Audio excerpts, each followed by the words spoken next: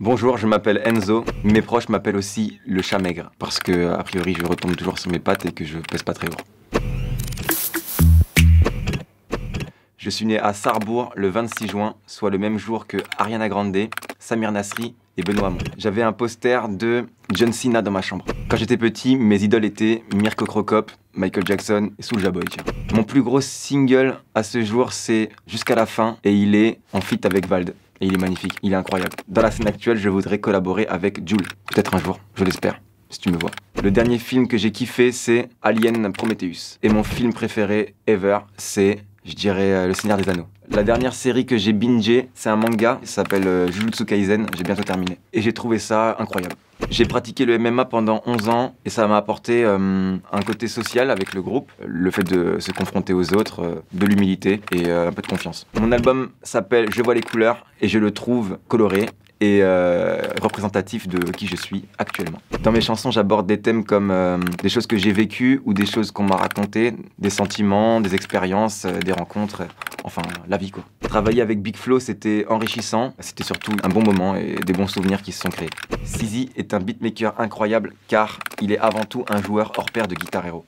Et ça, c'est un gros bagage. Mon tatouage le plus fort, c'est le portrait de ma mère sur les côtes parce que il symbolise beaucoup pour moi et ça tombe sous le sens. Quant à celui sur le crâne, il représente une rose des vents pour être toujours guidé quoi, ne jamais perdre son chemin. Et puis Human sur le front parce que tout simplement je suis un humain. Mon plat préféré, c'est le steak frites traditionnel. Pour la recette, il faut un steak, ail et oignon pour apporter un peu de goût, du gros sel, des frites faites maison si vous pouvez, et finalement une bonne grosse dose d'amour. Mon plaisir coupable, c'est des petits sons de pop japonaise. Yoasobi, ça c'est mon petit plaisir en ce moment. Le titre c'est ça.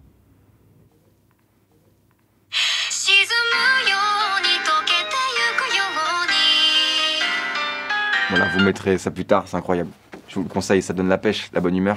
Tokyo est vraiment une ville magnifique et pour manger les meilleurs ramen, il faut aller au Ichiran. C'est une chaîne de ramen à Tokyo et dans tout le Japon et celui où je vais souvent c'est à Shibuya. Ma plus grande fierté à ce jour, c'est certainement de faire quelque chose qui me rend heureux et d'être plus ou moins en paix et puis de pouvoir apporter un peu de cette paix à certaines personnes qui m'écoutent. Je sors jamais de chez moi sans mon téléphone parce que sinon mon manager il pète les plombs, on peut pas me joindre. Sur internet, je peux regarder en boucle des vidéos de toutes sortes, de lowriders qui sautent, des papis japonais qui font des casse-têtes en bois, ou alors Liziki qui est une chinoise qui fait tout seul. Elle est incroyable. Et les réseaux sociaux sont là pour moi. Les commentaires, je les lis et ça me fait plaisir. Pas tous. Il y en a qui me font plaisir, il y en a qui me font mal au cœur. Parce qu'il y a des gens qui sont très méchants, bêtement. J'espère qu'ils iront mieux.